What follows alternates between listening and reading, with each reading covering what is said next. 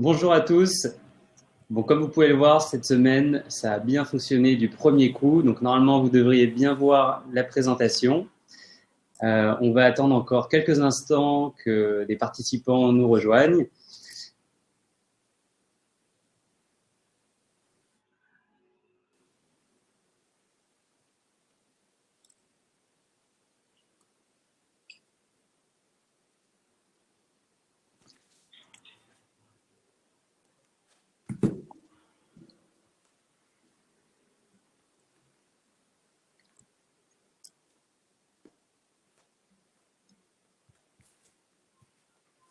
Bien, alors aujourd'hui, pour notre deuxième webinaire ZenChef, nous allons parler communication.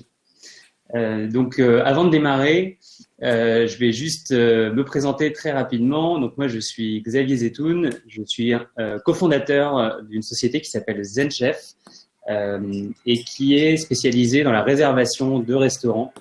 Donc, notre mission chez ZenChef, c'est de défendre l'indépendance des restaurateurs à travers donc un système de réservation sans commission, sans intermédiaire. On a la chance d'avoir plus de 5000 restaurateurs clients en Europe, de nombreux restaurants étoilés, des groupes également, comme le groupe Bertrand, voilà, dont on est très très fiers.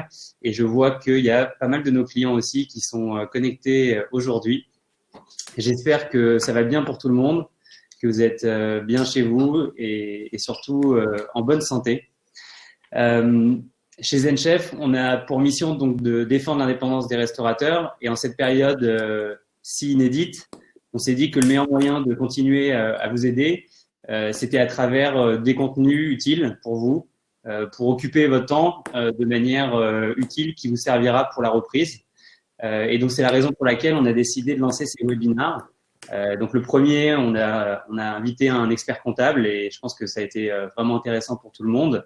Et aujourd'hui, on va parler d'un sujet qui est très, très important pour tout restaurant, c'est la communication. Et encore plus en cette période, est-ce qu'il faut communiquer? C'est peut-être la première question qu'on peut se poser. Et ensuite, si on décide de le faire, de quelle manière, où, quand, comment? Et donc, on va tenter de répondre à ces questions aujourd'hui. Donc, j'ai le plaisir d'avoir avec nous Clarisse Ferrer-Fréchon, qui est la fondatrice de l'agence Melchior et que je Bonjour. vais se présenter immédiatement. Bonjour à tous. Donc, je suis Clarisse Ferrat-Fréchon. Je suis la fondatrice de l'agence Melchior, qui est une agence de communication spécialisée dans la gastronomie et le tourisme, que j'ai fondée il y a 10 ans.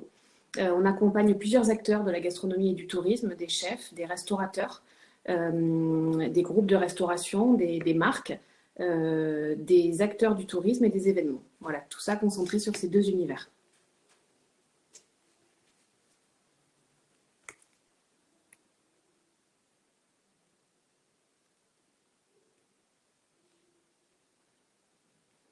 Alors, je vous propose qu'on démarre. L'objectif ici, c'est de parler aujourd'hui de la façon de gérer sa communication de son restaurant pendant la crise Covid-19. Xavier, tu es revenu? Oui, désolé, je crois qu'il y a eu connexion, il y a eu un petit bug, donc je reviens tout de suite avec la présentation. Voilà. Voilà, je suis de retour et la présentation.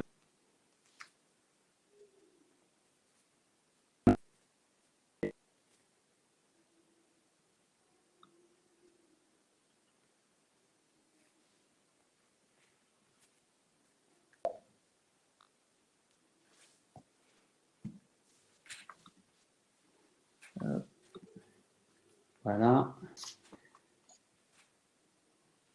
Les joies du direct. C'est bon. Ça devrait fonctionner. C'est bon pour toi, Clarisse?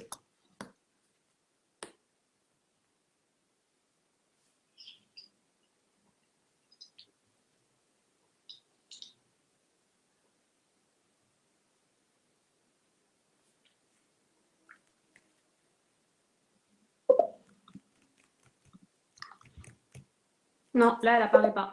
Est-ce qu'on a bien la présentation ou pas qui est à l'écran? Non. Ok. Ça commence bien aujourd'hui.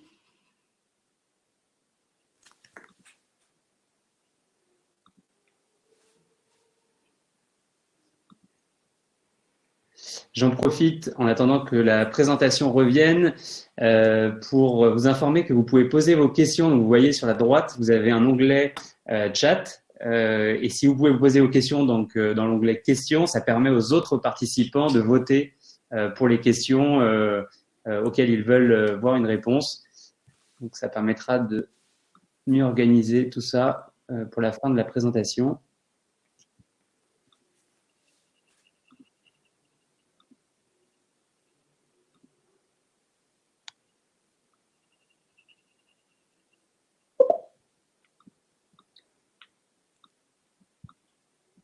Et je crois que beaucoup de messages.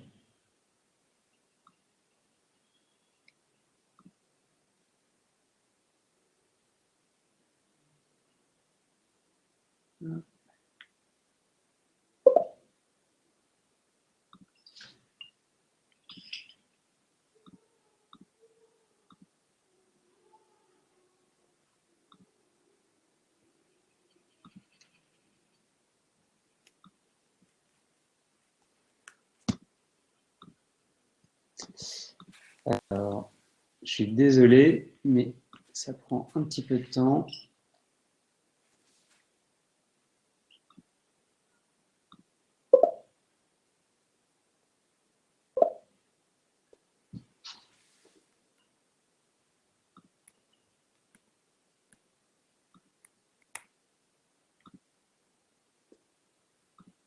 Xavier, tu veux que je démarre et on prendra en route?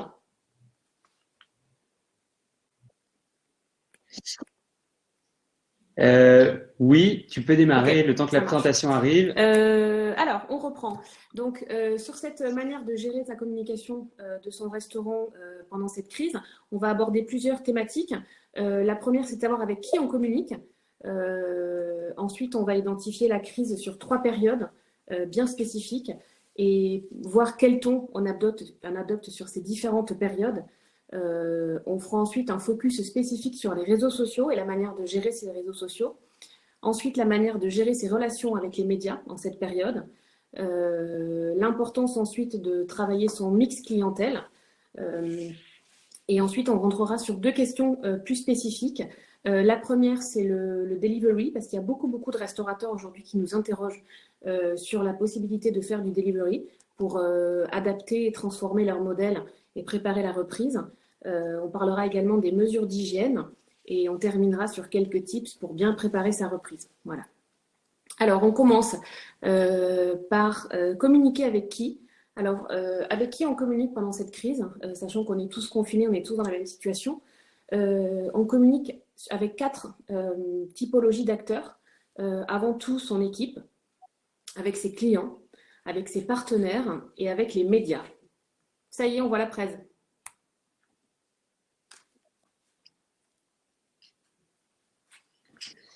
Voilà. Et je pense que tu peux la faire défiler Ouais, aussi, super. ça doit fonctionner. Alors, donc, communication avec son équipe d'abord. Alors, d'abord, il est important de maintenir le lien et de rassurer ses collaborateurs, parce que cette période, elle n'est pas facile pour tout le monde. Mais il est très important avant tout de maintenir ce lien-là, de continuer à avoir un esprit d'équipe et une dynamique d'équipe, en prenant des nouvelles de ses collaborateurs et de leur famille avant tout, en restant en contact régulier avec sa garde rapprochée, avec ses collaborateurs directs, et surtout en étant transparent avec ses collaborateurs sur la situation de l'entreprise. Il est vraiment question de rassurer son équipe, d'être transparent et de se dire qu'on avance ensemble dans cette crise et que cette crise, on la passe ensemble. Ça me semble aussi important d'organiser des moments d'équipe pour maintenir justement cette dynamique avec des échanges réguliers. Alors ça peut être des boucles WhatsApp pour les équipes super soudées, des apéros virtuels, ce genre de choses. Et tout ça contribue vraiment à préparer la reprise et la suite ensemble. D'abord en écoutant ses collaborateurs sur leur vision de l'après-confinement, parce qu'aujourd'hui, on est tous chez soi et on est tous dans un vrai moment de réflexion. Et c'est important de continuer à échanger, voilà, pour savoir ce que pensent les gens, comment ils envisagent la suite. Donc, écouter ses collaborateurs, c'est important, et réfléchir ensemble à la reprise en prenant du recul, en analysant la situation et en avançant ensemble. Et c'est vraiment important d'impliquer les équipes dans les décisions à mettre en œuvre. Alors, communiquer avec ses clients. D'abord, on a trois canaux de communication. Les newsletters. Donc, on peut tout à fait envoyer quelques newsletters pendant la période de crise, mais on ne le fait que si c'est une prise de parole pertinente et très ponctuelle. Pas mal de restaurateurs l'ont fait, par exemple, pour annoncer la fermeture, même si tout le monde savait que c'était fermé. Ça permettait d'envoyer un petit mot sympa à ses clients et à sa communauté. On peut profiter de la période pour alimenter ses clients sans pour autant sans leur parler d'attitude commerciale, mais en envoyant des recettes, quelques recettes stars de restaurant, des recettes qui sont vraiment des emblématiques de votre restaurant qu'on peut refaire chez soi. On peut aussi communiquer sur l'actualité du restaurant pendant la période, par exemple avec la mise en place du delivery pour certains d'entre vous, et aussi sur la réouverture quand elle arrivera.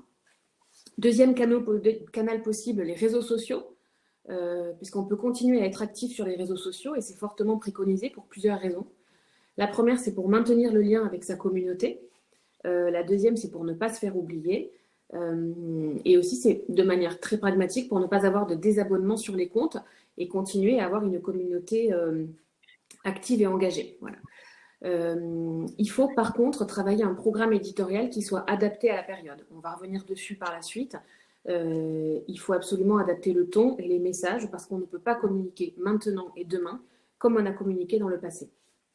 Et ensuite, la dernière chose, ce sont les appels, parce qu'on peut tout à fait appeler les clients habitués avec qui vous avez tissé une relation de proximité pour prendre de leurs nouvelles, tout simplement. Alors, ce n'est pas adapté à tous les types de restaurants, évidemment, mais quand cela s'y prête, ça peut être fortement apprécié. J'ai mis 2 exemples de newsletters que j'ai reçus et que je trouvais très intéressantes. La première vient de l'équipe Yaya, avec le chef Juan Arbalez. Ils envoient des newsletters assez régulièrement. Et là, par exemple, vous pouvez constater que j'ai coupé la newsletter en 3 parties, mais c'est une seule et même newsletter. Vous avez d'abord une recette de la semaine. Voilà. Après, vous avez une sorte d'agenda qui donne les grands temps de la semaine, avec par exemple un rendez-vous pour un live avec une recette en direct. Vous avez aussi la possibilité le relais d'une initiative solidaire avec la marque d'huile d'olive Kalios. Voilà, j'avais trouvé ça intéressant, une newsletter bien construite, riche, pas du tout agressive commercialement et assez propice à la période.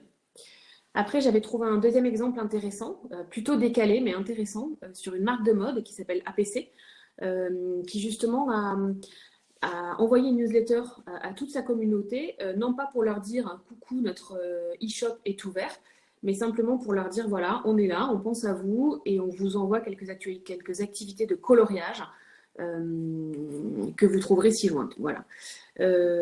Alors, transposer à la restauration, ça peut être tout simplement l'envoi d'une recette, comme je vous le disais tout à l'heure, pour montrer à sa communauté qu'on est là, qu'on est à leur côté, qu'on ne pense pas à eux seulement quand ils viennent dans notre restaurant, mais vraiment voilà, traverser cette période ensemble et continuer à maintenir le lien. Ensuite, communiquer avec ses partenaires. Avant tout, il faut être transparent et honnête. Comme avec tous ses interlocuteurs, il faut avoir un discours clair et transparent sur la situation. Je pense que c'est vraiment important de maintenir le lien avec ceux que l'on veut préserver pour être en mesure de reprendre son activité avec un écosystème de partenaires solide et fiable. Et ensuite, il faut vraiment privilégier la solidarité et l'entraide. On le voit beaucoup en ce moment. Mais parmi tous les partenaires que vous avez, restaurateurs, il y a forcément les producteurs et les fournisseurs. Et il faut communiquer avec eux pour maintenir la relation et surtout parce que ils sont en bout de chaîne et que forcément ils ne vendent plus leurs produits et il est important de savoir comment on peut les aider à les vendre. Donc il y a pas mal d'initiatives qui se mettent en place justement de conversion de producteurs qui commencent à vendre leurs produits aux particuliers, aux B2C. Il y a certains chefs qui ont transformé leur restaurant en marché ou pour pouvoir vendre des produits. Voilà, ce sont autant d'initiatives intéressantes qui montrent qu'en cette période, il est important plus que jamais d'être unis et solidaires. Ensuite, communiquer avec les médias. Alors, il faut faire très attention à ces prises de parole parce qu'il faut employer le bon ton et au bon moment. Il ne faut pas vouloir prendre la parole à tout prix pour occuper l'espace. C'est absolument inutile et ça sera absolument contre-productif. Il faut vraiment communiquer uniquement si on a une info à faire passer avec un message pertinent. Il faut choisir ses interventions et surtout ses terrains d'intervention. On est tous plus ou moins à l'aise sur des sujets. Certains restaurateurs ou chefs vont privilégier seulement de parler cuisine. D'autres choisiront de parler des initiatives solidaires. D'autres choisiront le combat pour défendre les restaurateurs d'un point de vue juridique et économique. Peu importe le terrain d'expression que vous choisissez, l'important c'est vraiment d'être à l'aise sur ce terrain d'expression et d'être pertinent. Voilà. Et il faut aussi le faire au bon timing, parce que ce qu'on pouvait dire au tout début du confinement, il y avait peut-être des us et coutumes de messages à employer. Aujourd'hui, on est passé dans une autre phase, on va le voir un tout petit peu après, et notre discours peut évoluer et le ton que l'on emploie évolue également. Voilà. Et il faut surtout, avec les médias, montrer sa bonne compréhension de la crise, parce que il faut vraiment adapter le ton de ces prises de parole à la situation. Il ne faut pas faire de faux pas. Et il faut surtout montrer aux médias que vous, restaurateurs, vous avez compris que la situation, elle n'est pas la même, elle ne sera pas la même à la reprise, que ce qui s'est passé, c'est un cataclysme pour tout le monde. Mais il faut montrer qu'on a une bonne compréhension de la situation à l'instant T et pour la suite.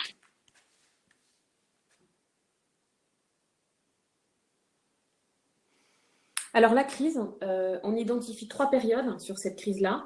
La première, ça a été la fermeture des restaurants avec la réorganisation de la structure. Tous les restaurants ont fermé de manière assez brutale puisque ça a été annoncé un samedi soir à 19h et que c'était pour le soir à minuit. Donc tout s'est fait dans la précipitation avec un choc pour tout le monde. Une fois que cette période est passée, on est en ce moment dans la phase 2 qui est la période de confinement. Et ensuite, on sera dans la phase 3, préparation de la reprise et réouverture. Alors, le ton à adopter n'est pas le même pendant ces 3 phases, même si pendant toute la durée de la crise, il y a des marqueurs forts à respecter. D'abord, il faut avoir un ton neutre. Il faut éviter tout ce qui peut être opportuniste, triomphaliste. Il faut éviter d'être trop commercial dans l'approche. Il ne faut pas avoir de discours commercial déplacé. Il ne faut pas non plus avoir d'extravagance dans les produits que l'on met en avant quand on est chef sur cette période. Par exemple, il ne faut pas oublier pendant toute la durée de cette crise qu'on vit une crise économique, mais qu'elle découle d'une crise sanitaire, où des gens sont malades, perdent la vie, et pendant laquelle le personnel soignant est en première ligne. Tout ça, il ne faut pas l'oublier. Donc, on ne peut pas, par exemple, poster sur les réseaux sociaux ou envoyer des recettes aux médias où on a des produits de luxe, où vulgairement, on pourrait dire on se tape la cloche pendant que les autres vivent des périodes compliquées. Ça, c'est très important.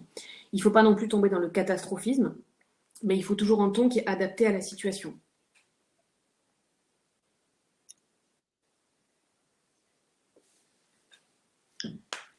Je crois d'ailleurs, j'ai vu passer, je crois, un chef qui avait mis des photos de lui, de son confinement dans un lieu paradisiaque Ouais, avec son absolument. épouse. Et je crois que être ça vraiment très avait vigilant sur quasiment ce qu'on créé un poste bad en ce buzz moment. Et encore une sur ces fois, il réseaux. faut opter pour la neutralité. Il faut être low profile et comprendre, avoir une très bonne perception de la crise, de ces enjeux, pour pouvoir être le plus juste possible dans le ton. Et faire attention à tout ça. Donc ensuite, sur la phase 1, qui est donc passée, ça a été une période de choc pour tout le monde. Dans le discours, il a fallu communiquer sur les fermetures des restaurants dans le respect des annonces gouvernementales. Il fallait surtout pas opter pour une communication belliqueuse, pas de polémique. Il fallait vraiment avoir un mot positif, bienveillant et rassurant. Avant tout pour ses clients, enfin pour l'ensemble des typologies de personnes auxquelles on s'adresse, mais avant tout pour les clients. En phase 2, qui est la phase dans laquelle nous sommes actuellement, on est dans une vraie période d'incertitude parce qu'on ne sait pas jusqu'à quand on sera dans cette situation, dans une période d'attente et de réflexion. Et réflexion sur les enjeux, sur le modèle du business qu'on a et sur les transformations que l'on va pouvoir opérer par la suite. Et au-delà de choisir le ton de sa communication, il convient vraiment de choisir sur quel sujet on va communiquer. Voilà. C'est ce que je disais tout à l'heure. Certains sont plus à l'aise sur la cuisine, sur les initiatives solidaires, sur les questions économiques, juridiques. C'est à chacun d'entre vous de choisir les sujets qui l'intéressent et qui l'animent, sur lesquels il est à l'aise, et ensuite de construire une communication à partir de là.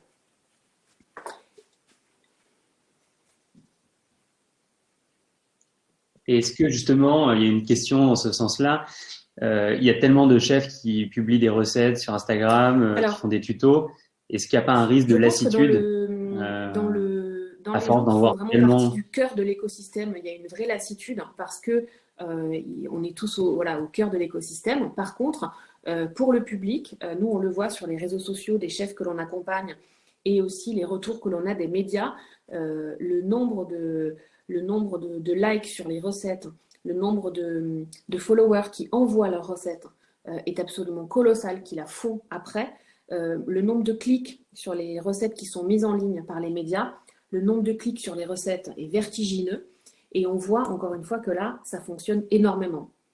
On voit que ça commence à s'atténuer un tout petit peu, mais en tout cas sur les 3 premières semaines de confinement, cet effet recette, il a été très fort. Et même s'il y a une lassitude de certains d'entre nous, parce qu'on est au cœur du processus, en tout cas, la majorité des personnes qui le suivent n'éprouvent pas du tout cette lassitude, en tout cas pas encore. Voilà.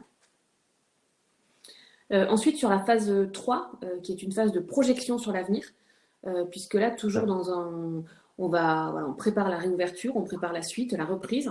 On est toujours dans un ton neutre, mais par contre là, on entre dans une nouvelle dynamique. Et donc là, on doit avoir un message qui est plus teinté d'optimisme, de réassurance pour ses équipes, ses clients, ses partenaires et sa communauté.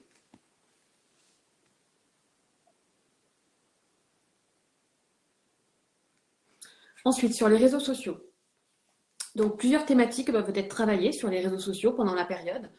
Alors, évidemment, la cuisine, on vient d'en parler, avec des recettes, ou sans pour autant publier des recettes et des inspirations de plats ou de desserts, des inspirations de voyages, de découvertes, la mise en avant de son équipe, avec le relais de recettes ou d'initiatives réalisées par ses collaborateurs, des moments de vie, puisque ça peut être l'occasion aussi de partager des moments plus personnels avec sa communauté.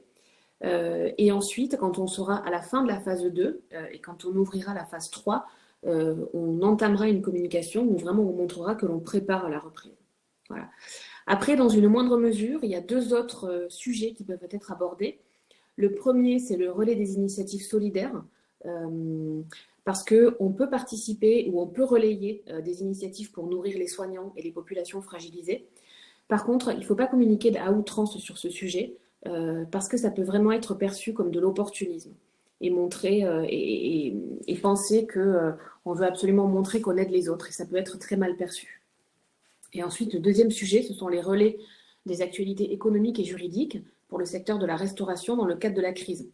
Alors cette thématique, elle est vraiment délicate parce que c'est un sujet qui évidemment intéresse tous les restaurateurs, tous les chefs, tous les patrons d'entreprise. Par contre, c'est un sujet qui n'intéresse que nous, ça n'intéresse pas les clients, vos clients des restaurants. Donc il faut être très subtil dans la manière dont on le communique sur les réseaux sociaux. Ça peut être de manière très parcimonique, parce qu'on s'est rendu compte que certains chefs qui ont relayé à outrance ce genre de message ont vraiment perdu beaucoup de followers. Donc il faut être vigilant là-dessus. Et ensuite, sur les réseaux sociaux, il faut toujours penser à diversifier ces formats avec des posts, des stories. On voit énormément de directs en ce moment qui connaissent un très grand succès, des TV, des IGTV ou alors des vidéos plus classiques que l'on relaie.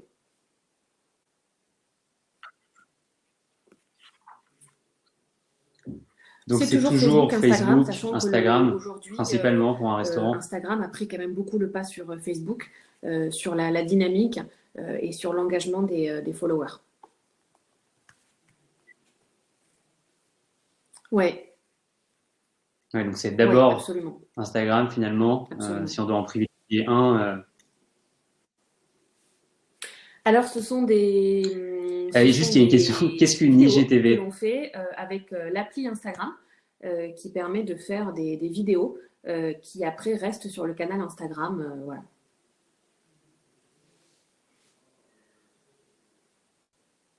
Alors, par exemple, j'ai mis plusieurs exemples Merci. que je vous disais, par exemple, sur les différentes typologies, sur les différentes thématiques que l'on peut aborder sur les réseaux sociaux.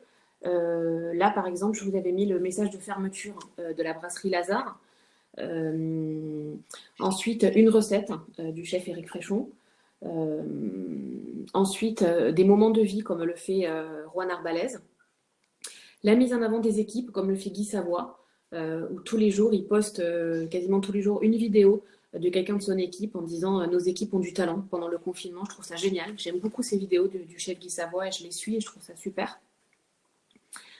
Et ensuite, des initiatives solidaires, comme peut le faire Jean Valfort, le fondateur de Panorama Group, et aussi Stéphane Manigold, le président d'Éclore, justement sur les activités du secteur de la restauration et la défense du droit des restaurateurs.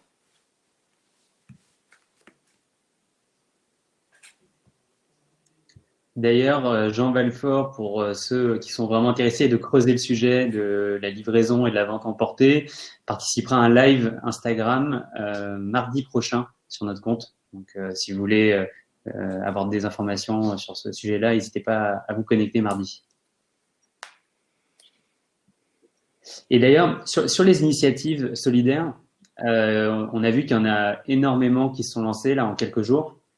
Finalement, quand tu es restaurateur, laquelle choisir, laquelle te correspond le mieux, comment savoir si c'est une arnaque ou pas, Ouais, comment on y alors voit un peu plus clair déjà, là-dedans. Je sais que ça va un peu plus loin que la sur les communication, réseaux mais tu dois sociaux peut-être avoir un avis que l'on sur ce gère pour sujet. certains de nos chefs, on reçoit énormément de messages de soignants qui demandent justement à recevoir ben voilà, de la nourriture, des choses réconfortantes, etc.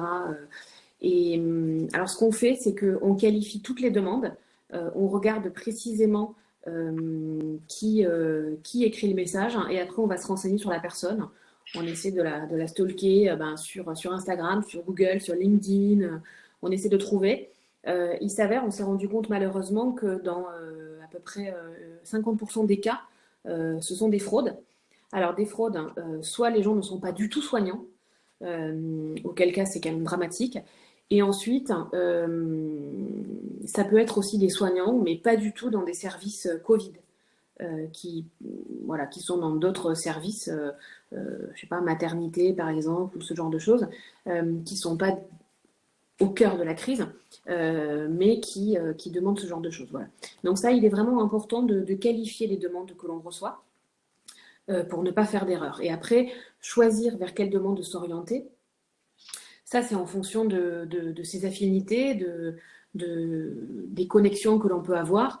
Voilà, il faut être en confiance avec les personnes avec qui on le fait. Et moi, j'ai tendance à dire qu'il faut vraiment voir la finalité de ce qu'on fait. Il faut être au cœur du réacteur pour qu'on puisse voir à quoi a servi ce qu'on fait et qu'on puisse le voir de manière concrète.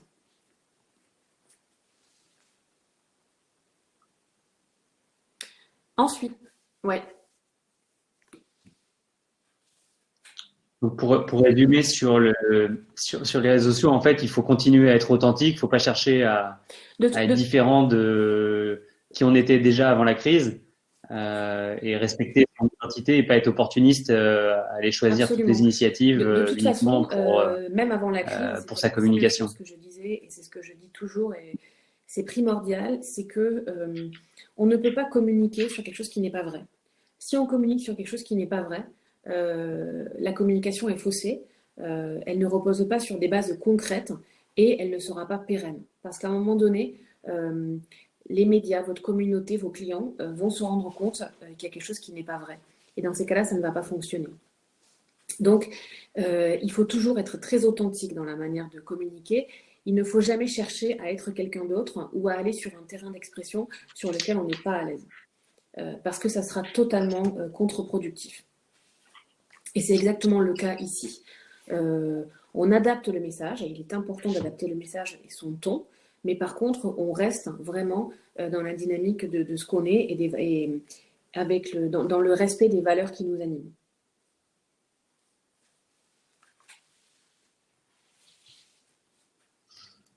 Oui. Et tu as sûrement entendu parler de TikTok qui progressait énormément. Est-ce que c'est un réseau social sur lequel il faut se positionner quand on est chef, quand on a un restaurant? Ils ont pris quelques ambassadeurs pour les pousser et pour booster le réseau social. Aujourd'hui, je pense qu'on manque de recul encore pour voir si c'est un réseau social pertinent, sachant que c'est un réseau social qui est axé sur la vidéo, avec des vidéos de 15 secondes, il me semble, où on est plutôt sur voilà, des challenges avec sa communauté, ou alors des choses assez humoristiques, ou alors des... Voilà, je pense que c'est un peu l'objectif. Aujourd'hui, c'est un réseau social qui marche très très bien en ce moment pendant le confinement. Je ne sais pas si après c'est un réseau social qui va réussir à s'installer dans le temps. Sachant que quand on est restaurateur, une des choses fondamentales, c'est qu'on manque souvent de temps, qu'on travaille beaucoup et qu'il faut vraiment optimiser son temps et donc sa présence sur les réseaux sociaux. Ça ne sert à rien d'être partout. Il vaut mieux optimiser les choses et les réseaux sociaux sur lesquels on est, le faire très bien et le faire à fond.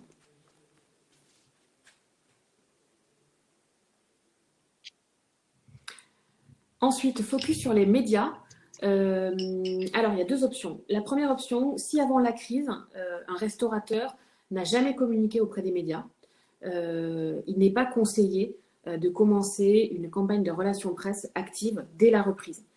Car, à mon sens, le restaurant, le restaurant n'aura pas été installé en amont, on n'aura pas semé.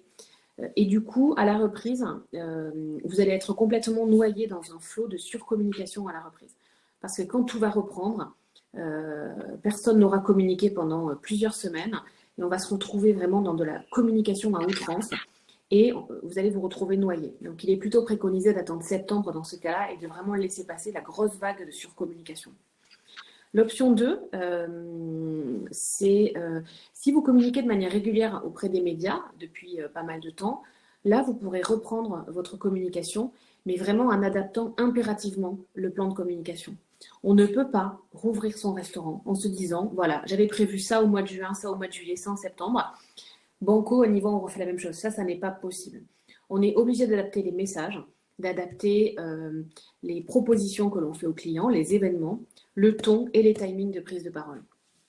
Par exemple, moi j'ai des restaurateurs qui avaient prévu des événements en juin ou en juillet de plus de 100 personnes, des trucs hyper festifs, etc.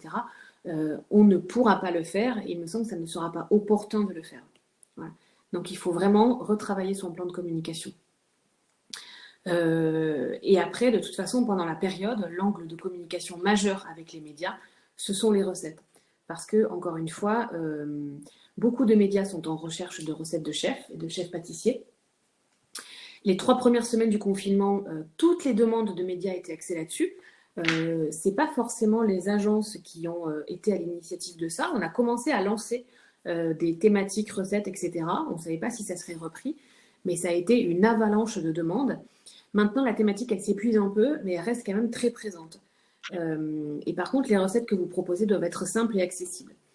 Pourquoi les recettes, c'est intéressant dans cette période? C'est parce que ça vous offre une visibilité dans les médias, alors que votre restaurant est fermé. Ça vous permet de continuer à exister différemment. Voilà. Et c'est un angle intéressant. Je vous ai mis, par exemple, dans les slides d'après, quelques sujets. Alors, typiquement, le Figaro donne tous les jours une recette de chef. Donc, on l'a fait avec Emmanuel Renaud, avec Christophe Michalak, avec Éléonore Guérard. Et tous les jours, ils ont besoin d'être alimentés. Ce qui fait que depuis 3 semaines maintenant, du lundi au samedi, ils ont donné énormément de recettes. Donc, c'est des angles intéressants, c'est une belle visibilité et ça permet d'exister différemment. Voilà. On peut le voir aussi avec Amélie Darvas, on peut le voir dans le JDD avec Stéphanie Lequelec. Et aussi, il y a des sujets sur les chefs qu'il faut absolument suivre sur Instagram parce qu'on y trouve des recettes intéressantes, des tips intéressants pour cuisiner. Voilà. Donc, à l'heure actuelle, ça risque peut-être d'évoluer, mais à l'instant T et sur les 3 semaines qui ont précédé, ce sujet recette a été vraiment le sujet prédominant dans les médias.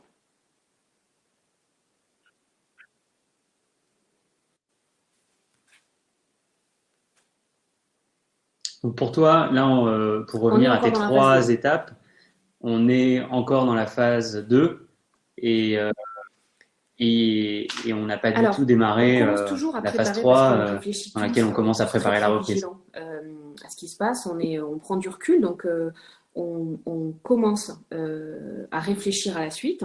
Beaucoup d'entre nous y réfléchissent activement.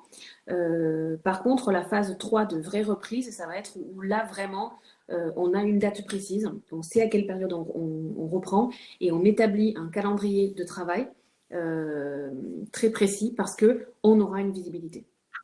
Actuellement, on n'en a toujours pas.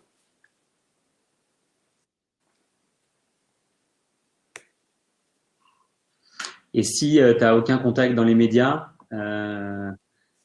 comment tu fais? Est-ce que c'est quand même un canal qui est accessible pour n'importe quel restaurant? Si on n'a pas travaillé finalement ces contacts dans les médias avant la crise, est-ce qu'on peut On peut quand même toujours y accéder accéder, ou faut attendre que ça se aux médias, termine ils sont facilement pour accessibles. reprendre? Souvent, quand ils écrivent des articles, il y a leur adresse mail, il y a leur Twitter. Donc, on peut facilement les contacter. On peut avoir un accès assez direct. Ce qui est très important, c'est de bien qualifier les médias à qui on a envie de s'adresser. Parce que il faut toujours s'adresser aux bons journalistes, aux bons médias pour pour son restaurant. Voilà. Il faut arriver à créer, à comprendre que le média auquel on s'adresse doit être affinitaire avec le restaurant sur lequel on communique. Et ça, c'est très important.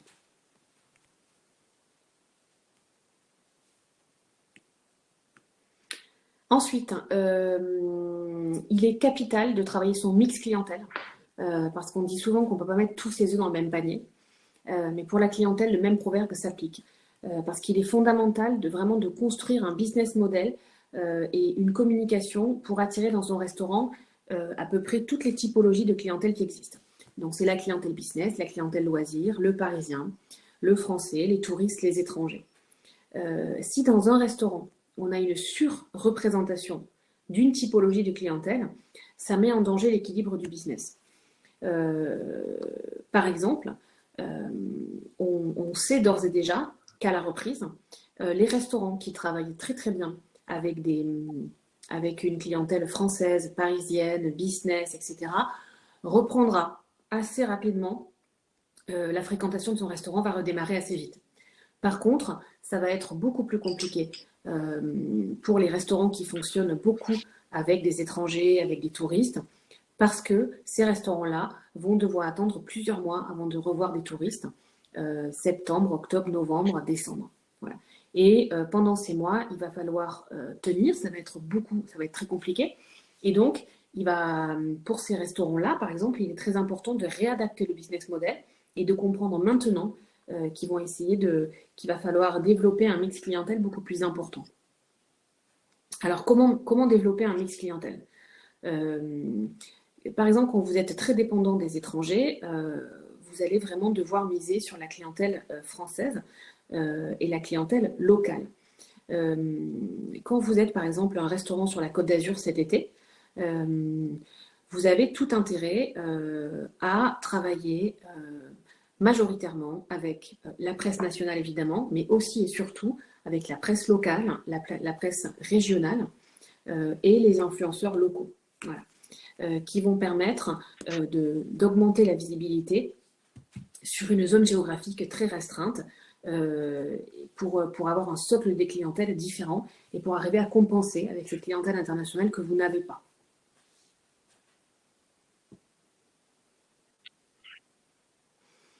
Ensuite, on est très souvent questionné en ce moment sur la possibilité pour un restaurateur de faire du delivery ou alors de la vente à emporter. Je pense que beaucoup de restaurateurs se posent la question aujourd'hui parce que ça va leur permettre déjà en temps de fermeture, comme actuellement, le delivery peut leur permettre de faire un tout petit peu de chiffre d'affaires. Et en plus, à la reprise, ça leur permettra de compenser peut-être l'activité qui reprendra progressivement et d'arriver à développer un autre segment de chiffre d'affaires. Pour ça, il faut avant tout s'assurer qu'on est bien équipé pour le faire. Parce que je pense qu'aujourd'hui, il n'y a pas un restaurateur qui n'a pas pensé à faire du delivery ou de la vente à emporter. Mais il faut savoir que c'est vraiment un exercice différent et qui obéit à d'autres règles. Les mesures de sécurité et d'hygiène sont renforcées, on n'a pas les mêmes codes. Donc, si vous êtes en capacité de le faire, vous avez différents canaux de communication pour promouvoir cette offre, qui sont d'abord les réseaux sociaux, évidemment, la newsletter à votre base client pour annoncer que vous proposez désormais un service de delivery ou de vente à emporter, les médias, parce que les médias peuvent relayer ce genre d'actualité à travers des petits entrefilets, sachant qu'actuellement, on est encore sur des offres de delivery, alors qu'à la réouverture, on pourra aussi faire de la vente à emporter. Et à la... Oui, pardon. J'ajoute, pardon, c'est un petit décalage. Pour ceux qui voudraient mettre en place la vente à emporter, donc avec ZenChef, on a développé un module qui est complètement gratuit, que vous soyez client de ZenChef ou pas. Donc, si vous souhaitez le mettre en place, il suffit de nous contacter. Vous allez sur notre site et voilà. on vous Et ensuite, contactera pour le mettre en place. Quand votre restaurant va rouvrir, vous avez la possibilité de proposer cette offre supplémentaire à la voix ou avec la mise en place de l'info sur les menus, sur votre site internet, etc.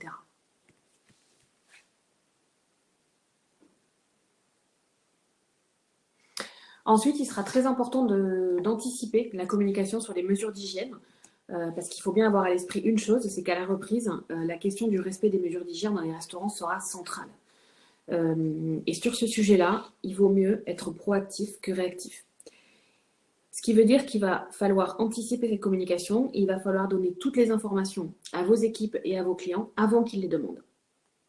On ne connaît pas encore quelles seront les mesures précises qui vont être dictées par le gouvernement, mais une fois énoncées, il faudra vraiment les mettre en place en priorité et il faudra bien s'y préparer et bien les communiquer, encore une fois, pour rassurer ses équipes et ses clients. Alors, pour communiquer sur la mise en place des mesures d'hygiène appropriées, on identifie plusieurs canaux, les réseaux sociaux, encore et toujours, même si on ne va pas se mentir, ce n'est pas une communication glamour, c'est une communication qui sera nécessaire et indispensable. Le faire savoir également à votre base client à travers une newsletter. Ça peut être fait de manière très subtile, pas forcément une newsletter que là-dessus. Sur le site internet et dans le restaurant pour les clients avec une information sur les menus, les informations pour les clients à la voix et pour les équipes, un mémo interne écrit qui aussi va les sensibiliser à ça parce qu'au-delà de les informer, vous devez sensibiliser vos équipes et ça sera un enjeu majeur. Et ensuite, faire des formations hygiène sur les process à déployer.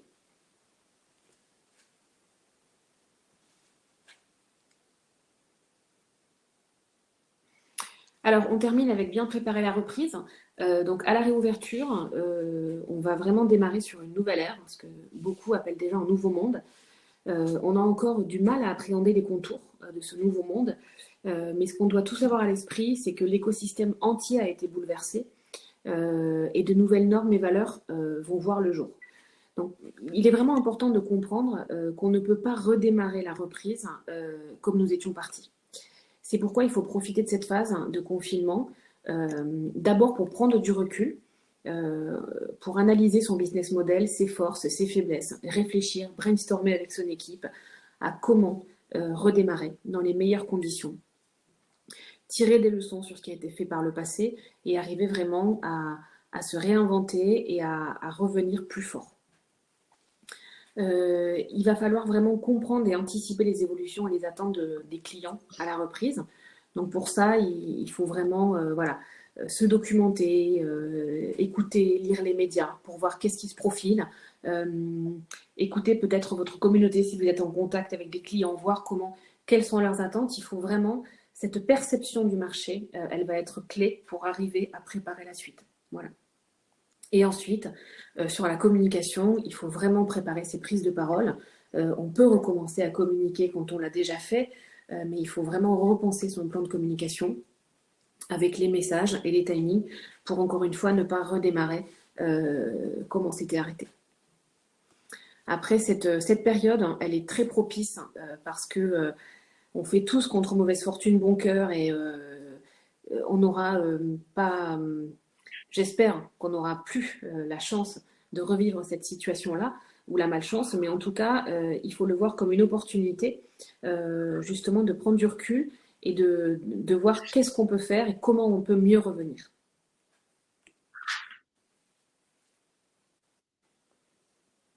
Merci. Merci, Clarisse.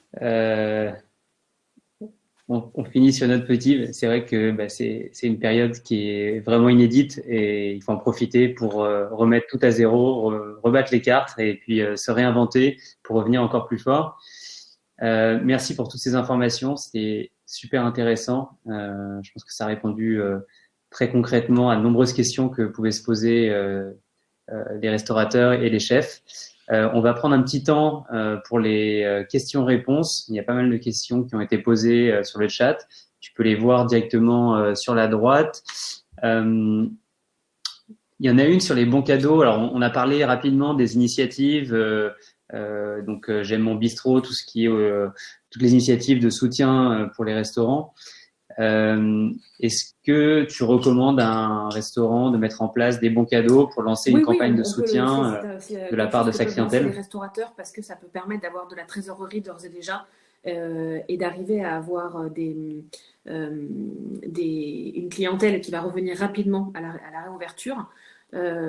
Sachant que au-delà de ça, je pense qu'on y arrivera, le restaurateur y arrivera que si vraiment il maintient ce lien avec ses clients. Si par exemple un restaurateur, depuis la fermeture, n'a jamais communiqué avec ses clients, est absolument disparu des radars et qui revient en disant coucou, je propose des bons cadeaux, il y a des façons de le faire. Et en tout cas, maintenir ce lien, c'est encore une fois le plus important.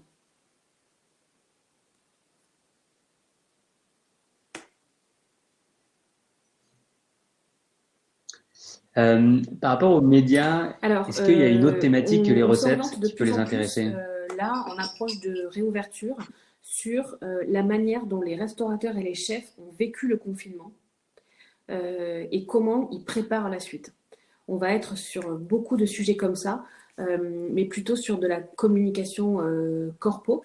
Mais cette thématique, elle va émerger assez rapidement, d'ici une semaine, 10 jours.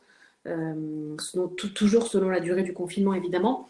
Mais cette thématique, c'est la prochaine thématique qui va vraiment émerger, où on va interroger les gens sur leur perception de cette période et leur perception de la suite.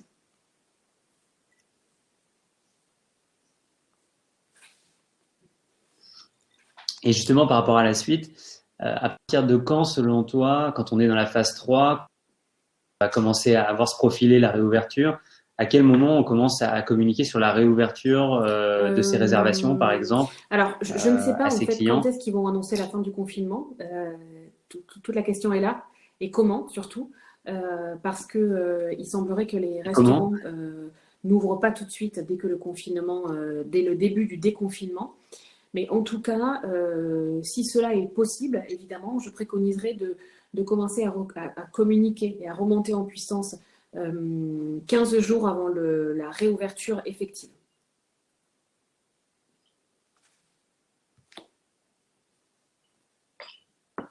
D'accord. Il y avait des questions, et puis j'ai vu qu'il y avait un petit commentaire concernant notre module de vente à emporter. Donc c'est quelque chose qu'on a développé en quelques jours assez rapidement, donc il faut être un peu indulgent, mais ça répond quand même à un besoin. Si on veut Je vois faire une quelque chose question, d'assez simple, ça fonctionne communication bien. sur les réseaux sociaux, comment identifier les heures et les jours adéquats pour poster du contenu avec le changement dû au confinement. Bon, alors les gens sont très très très connectés sur les réseaux sociaux là, pendant cette période-là. On identifie que à l'heure du déjeuner, enfin juste avant le déjeuner, il y a des pics de connexion et également en fin d'après-midi sur le coup de 18 heures. Et c'est d'ailleurs à ce moment-là que vous verrez, il y a le plus de directs qui sont organisés.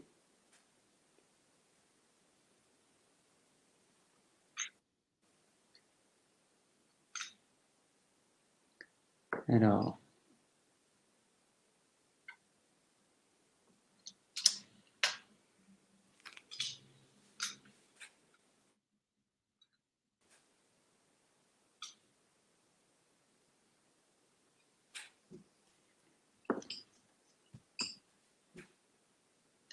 Oui, il y a pas mal de personnes aussi qui étaient en pré-ouverture ou qui avaient un projet qui était proche de son ouverture avant le début du confinement.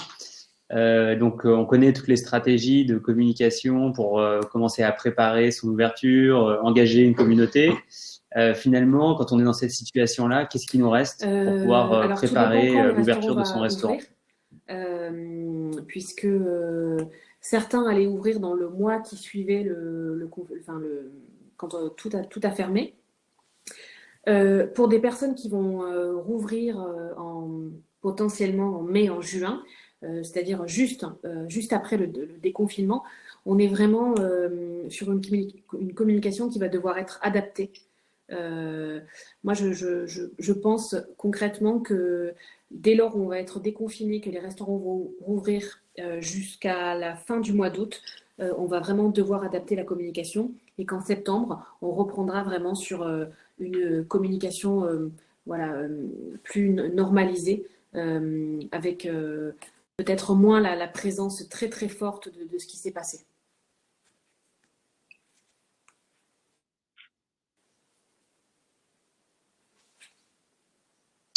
Et justement, donc, quand on est plutôt un petit établissement, on n'a pas forcément les moyens de travailler avec une agence comme la tienne. Est-ce qu'on peut quand même gérer Bien sa sûr, on communication peut très bien soi-même? gérer. Est-ce qu'il y a Alors, il y a des les relations moyens médias, c'est quand même un métier très spécifique et Ouais. je ne connais pas quelqu'un qui le gère lui-même. Par contre, les réseaux sociaux peuvent être gérés soi-même. Certains le font très très bien, se débrouillent très bien. Il suffit d'être créatif, d'avoir le temps de le faire parce que ça prend beaucoup de temps de gérer ses réseaux sociaux. Mais quand on est créatif et qu'on a plein d'idées pour engager sa communauté et maintenir le lien avec elle, c'est vraiment, moi je trouve ça super de le faire soi-même. Exactement. Parce que de toute façon, un restaurateur ou un On en revient à chef qui fait l'authenticité. ses réseaux sociaux soi-même, ça sera toujours authentique et il montrera vraiment quelque chose de super, voilà, parce qu'il est vraiment, quoi, sans filtre.